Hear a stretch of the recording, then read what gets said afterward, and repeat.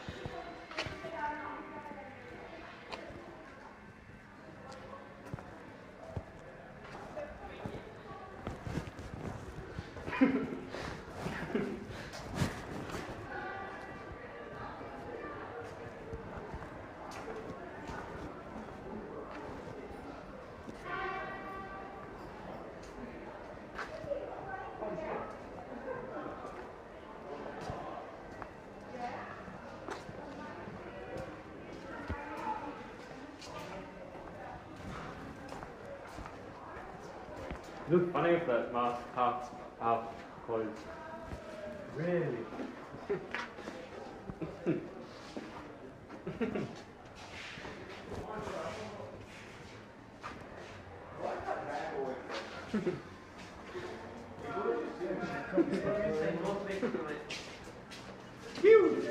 Alright, Bill. Dust protection. Huh? I'm getting a dust protection too. I can't handle this one. A dust protection. Ah, Yeah. yeah, Jake, I already got one. Do you? Yeah, I can actually see you guys. George is about to slap me. Come, just kick me. My aim was right on. Yeah, what? Somebody. Oh, Are you good, Jake? You good? I'm bored. You're bored. I see that you're bored. What'd you get your mask for? I'm a vegan, man. What'd you make your mask? My yoga. In the chemist store. Your yaya. Oh, yeah. Your yaya, papi. Suga, uga, Hey boys, Jake, I think it's close. Miss your life. This is just. Miss, why is there a smiley face on your No, that's my red pen. Because that's the way you know me. Red pen.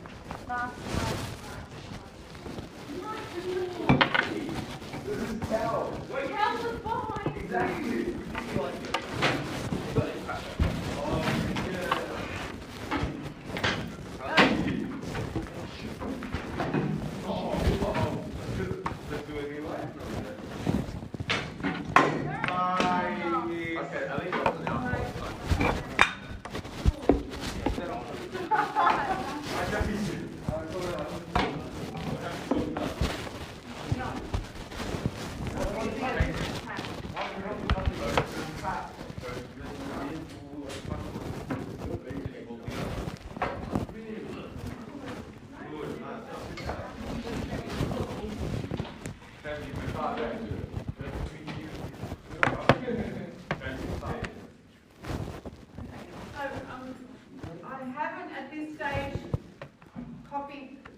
That I wrote yesterday into that document, so I apologise for that.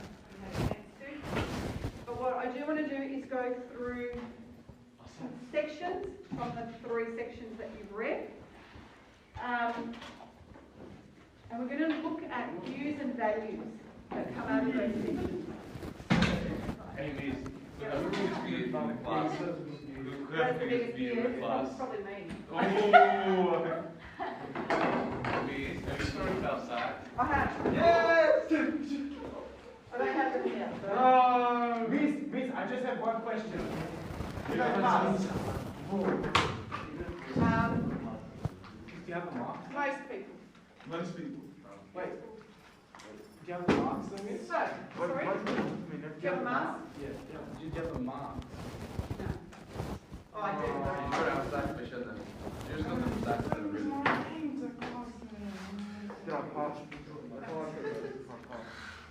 What? You started doing this. I heard myself. Okay, so we've got everyone done. 1, 2, 3, 4, 5, 6, 7, 8, 9.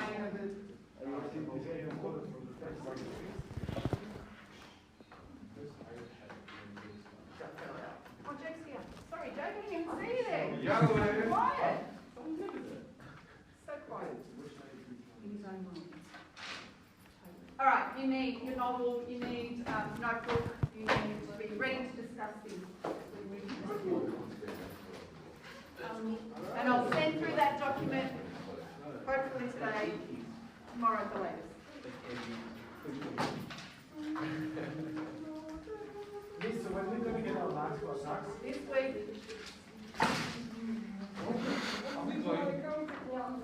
Yeah. Is it mandatory? Yeah? Yes, it's mandatory. Ah. What's mandatory? Ya cobras la licencia. Ya tienes en todos tus cartas. please don't speak loud. I need to know. We're going to talk about the value. This is the same, exactly. Wait, No, we should have removed the school? Another one is this is creepy. Did you get one of those? Should get one. Oh, What does it do? nothing. You just hold it. Okay, are we ready? So when we started, you know, you asked me why you're out of uniform. Alright. You just give them. So, what you've been doing over the last 2 days is looking at these various sections under the banner of a thematic study. So it's loss and grief, family, relationships, racial discrimination, those sorts of things. Okay? This time I want us to go back over these 3 sections, but we're only looking at certain parts. And I want you to consider this: the views and values held by the person who's actually writing.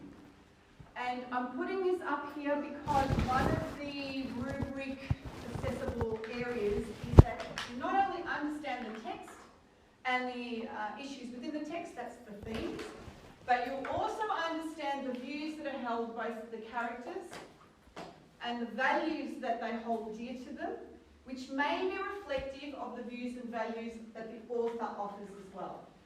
Okay, so this whole concept of views and values is going to be really important, because then you can look at these again. If we're talking about comparing to another text, we're not just comparing the general themes, we're also comparing how one character might feel about a certain idea to how another character might feel about the same idea.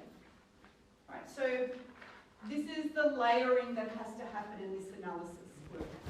Right, so you'll need your copy of the text.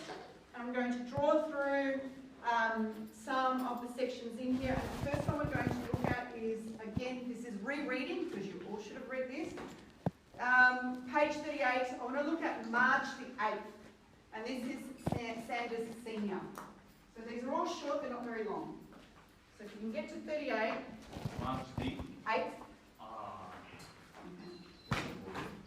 don't know. Now, when we talk about the views, we're talking about, well, what ideas are being presented by the character, and the values are what is important to them. It could be a belief system, it could be something that drives them or motivates them. This is what you need to start thinking about. It's the first time you've opened the books, that must smell really lovely. Yes, miss. I love this writing books. Alright. So let me read this to you. And I'm not reading them all, because you're going to share this. But I want you to tell me what you think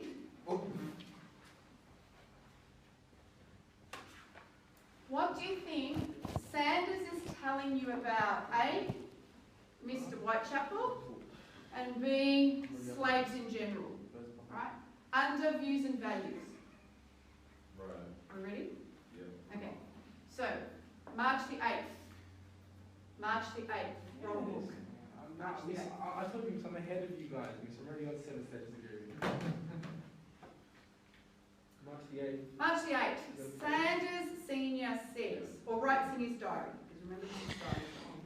Rations of slaves to be increased along with one extra break in the afternoon following an inspection by the master of the Whitechapel plantation.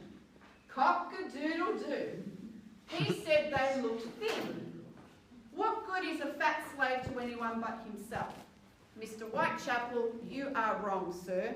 Cattle need fattening, not slaves. what are we learning about Sanders from this small extract? He's racist. Right, so that's the view that he holds. Calls people fat. He thinks of them as animals, not as people. Yes, he thinks of, so this is the belief that the slaves are considered, sorry, animals are more important than slaves. Animals should be fat enough. Animals should be fed more so than the slaves. You need to not sit there passively. You need to be writing. Preferably in your work book. Preferably in your work book. Page 38, March 8. Page 38. No, that's not you. Can you write in your work book, please? That's my requirement for this lesson. Open your workbook up, start taking some notes. What else? Sure. As long as you're typing something, and I want to see what you're doing as I go around the room. Yep. Sure. All right. So we're getting from this snippet his view of the slaves, but also his view of somebody else. Mr. Whitechapel. Yes, Whitechapel. And what are you starting to see? Does he value Mr. Whitechapel? No. How do you know? Because he says, like a little dude. Okay, so he makes a sarcastic remark. Why? Well, how else can we tell that he doesn't value Mr. Whitechapel? He says he's wrong. He says he's wrong. All right, so he actually does write, Mr. Whitechapel, you are wrong, sir. Can we just add this into the thing we're writing on this? If you like, as long as you've got something written somewhere. And I've already got this. I've got this one on mine. But I want you to take your own notes so that you understand the difference between a view and a value.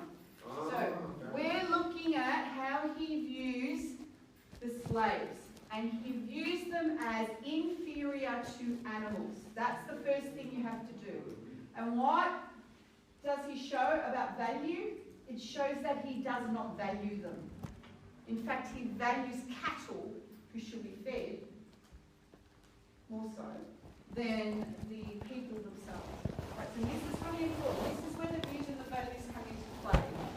It's not good enough to write, he is a racist. You need to explain what he says, what his actions, and what actions he actually undertakes to prove that he is a racist. Are you taking notes? Preferably in your writing book rather than your novel. Because you're going to be writing lots.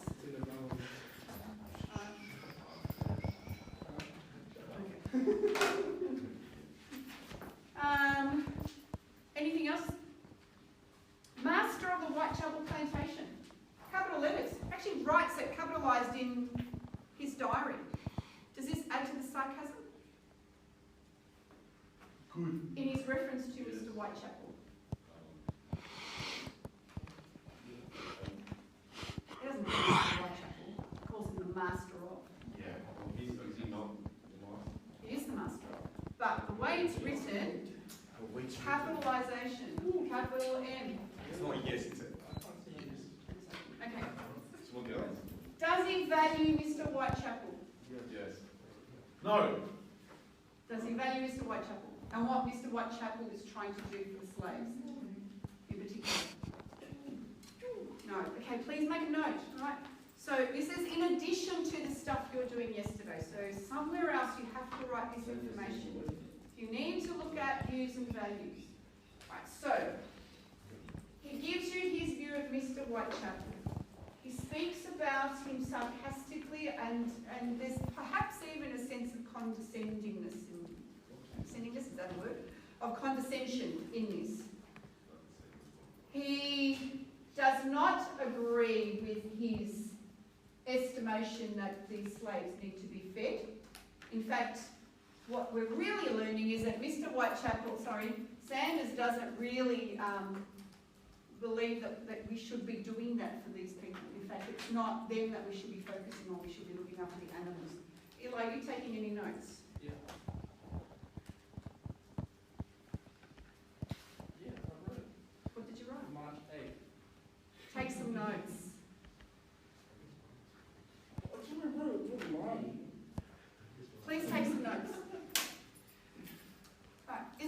else that we can comment on from this section?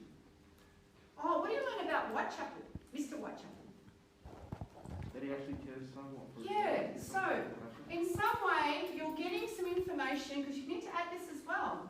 Through a secondary character, through Sanders, you're learning a little bit about Whitechapel. Whitechapel looks at his slaves and he thinks they look thin. And what do you do when someone is looking thin? You offer them more food. So what you're starting to see is Mr. White. What's the value that Mr. Whitechapel is showing? Humanity. Yes, there's a bit of humanity in there. Is there any other thing he would be showing? He's also, if you look at it, he's looking after his family in a way. Very good. Looking up. Because Yep. if they are too thin, they wouldn't have enough energy to work the fields. No, you're Gives starting- them a bit more food. Now you're starting to see the picture. All right. So Mr. Whitechapel, yes, on one level, values the He's health. always been a great slave trader back in the day. Values the health of his slaves. But again, there may be ulterior motives, as Hal points out. If his slaves are not healthy, well-fed, and therefore able to work on his fields, there is going to be an economic consideration later on down the track, right? So you've got to start broadening your view of what you're reading. Miss, Yes. you said Mr. Sanders doesn't value or view Mr. Whitechapel. What is Oh, okay, so sorry, I said I interchanged those words. His views here are that he's about to present something about Mr. Whitechapel, but does he value what Mr. Whitechapel is doing? No. Okay. Okay, so look at it that way. So sorry, I interchanged those words. All right, you're okay with this first one. We're going to keep through transitioning. Got it? All right. Yeah, keep your mask on. I'm going to be spitting all over you as I talk. Mike. Page 39. What's the code? Are we ready? Yeah. Page 39, we're looking at April 12. Next page along. Yes. April 12. I told my son that we are different from slaves in intelligence and human standing before God. He asked why Whitechapel could do a knot that I couldn't do. His first joke. Not a bad one. I said doing things like that was not a proper measure of intelligence. Then he asked why they were dark and we were bright. His word, bright.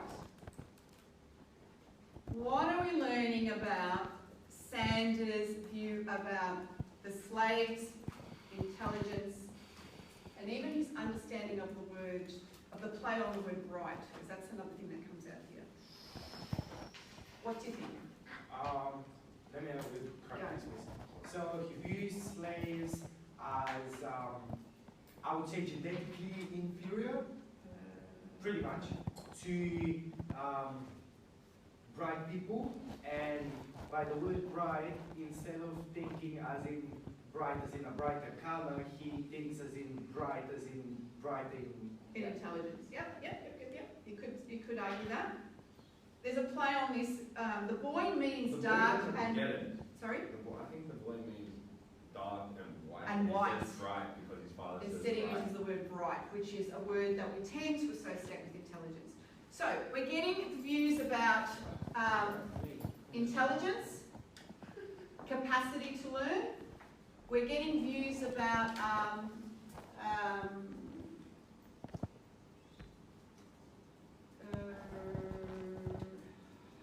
slavery, again from here, or slaves from here in general.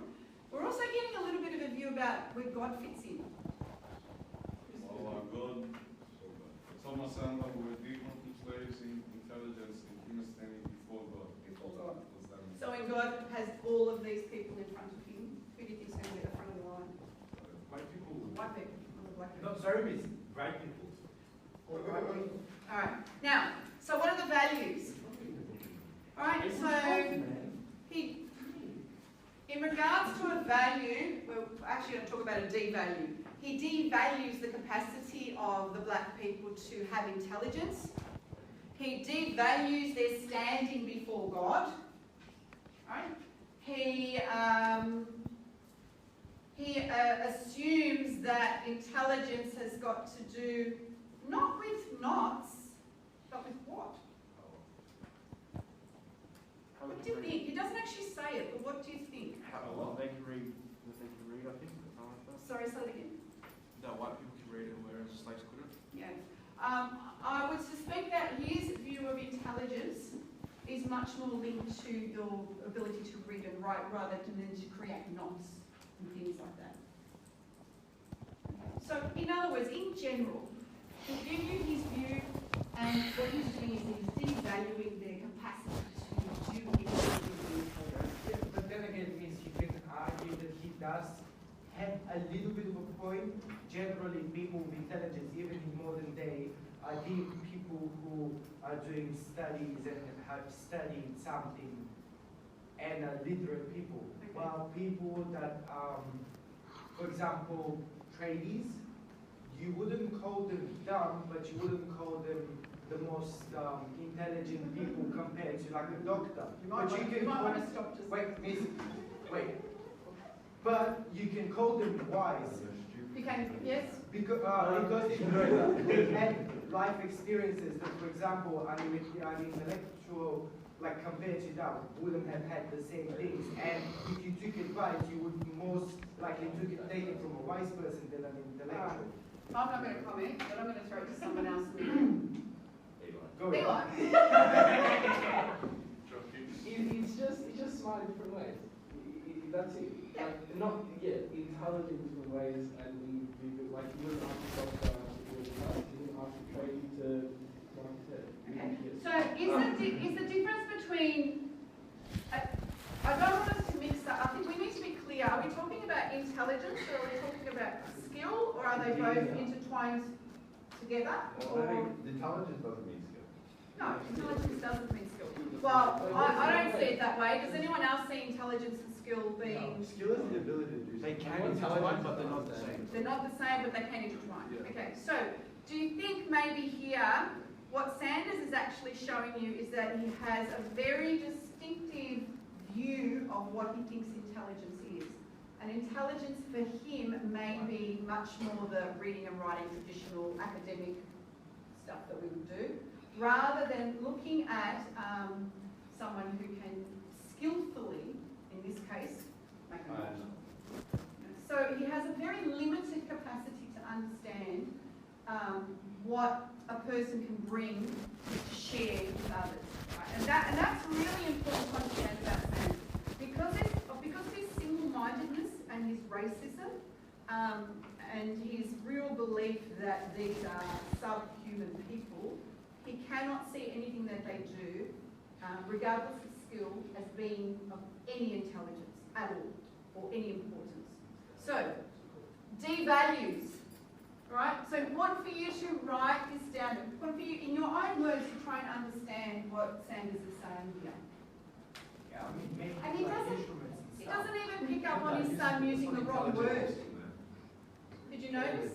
He didn't pick up his son using the wrong word. Instead of black and white. What? No, he did. No, he didn't. No, he didn't. He said He says his word right, and Yeah. he acknowledges. No, Yeah, he heard him, but he didn't pick it up, as in to clarify. Because I don't think he's capable of doing that. Simply because he doesn't see intelligence in any other skill that could be available to anybody. Does that make sense, Mike? Miss, why would you say his word right if he didn't pick up on it? No, he picked up on it, he Yeah. didn't correct him. Be common. unless Sanders like sort of left it like white people. Potentially.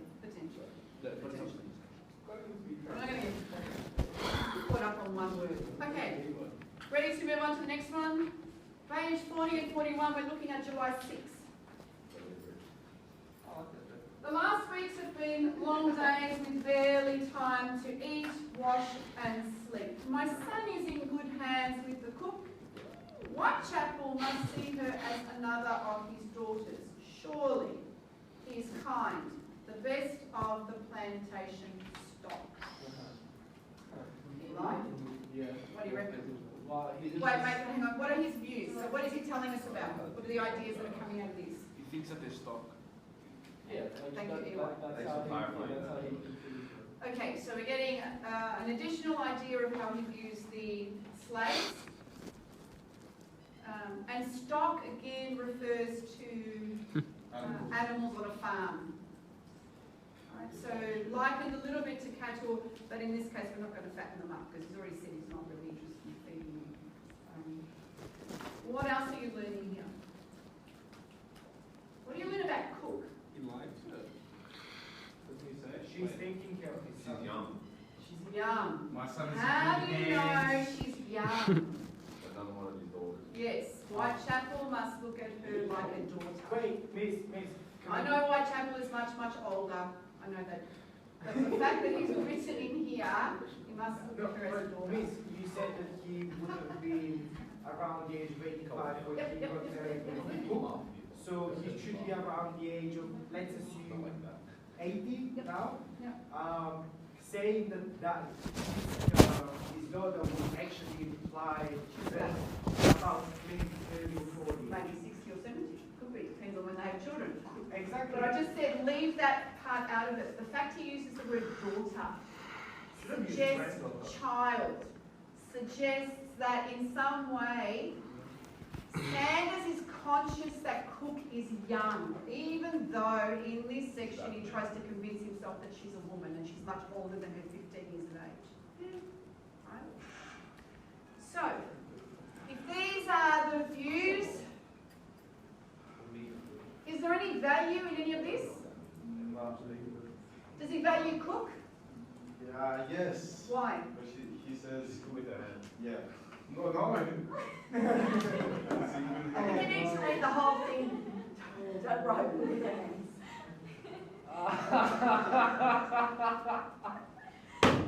Thank God we're not recording this lesson. Okay.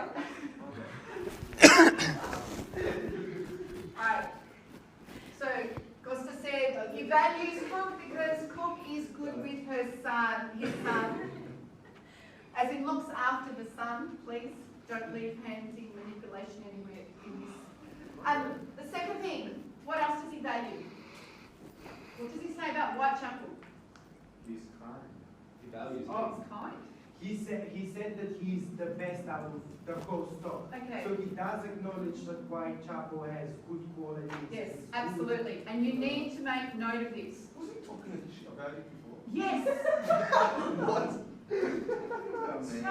So now we see a character who moves between Bipolar much? no, not bipolar, don't write that. A man who admires Whitechapel, who is a slave, for various things, and as you read through you will see what he admires him for, but then there are times where he shows that he doesn't see him as an equal.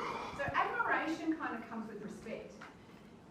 If you admire someone, it shows that you respect them.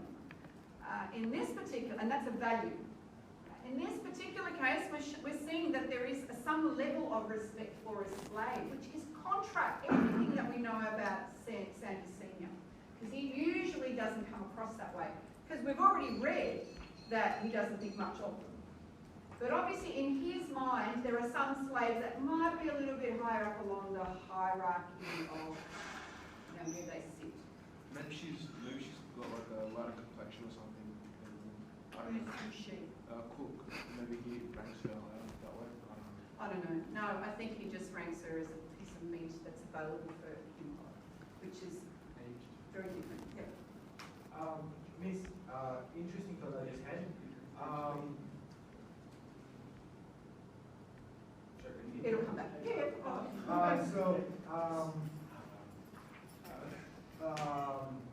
I'm listening. Whitechapel, Yep. he's about 85 in the book, something like that, Yep. and he lives up to the age of 100. Yep. So, with the life expectancy back then of maybe around 40 or 50, would that also indicate that he's probably watched over a couple of generations? Oh of yeah, masters? absolutely. He has great grandchildren. So that means that everyone after the person that bought him has known him for their whole life and died with him by their side pretty much. Potentially. Right, page 41. Let's look at July 12th for the next one. I had occasion to beat a child for insolence. Insolence is like 22. talks back. Sorry, July 22. Wait, miss, were there any values in that one? Yeah, he values Whitechapel and Cook. Ironically, and this last.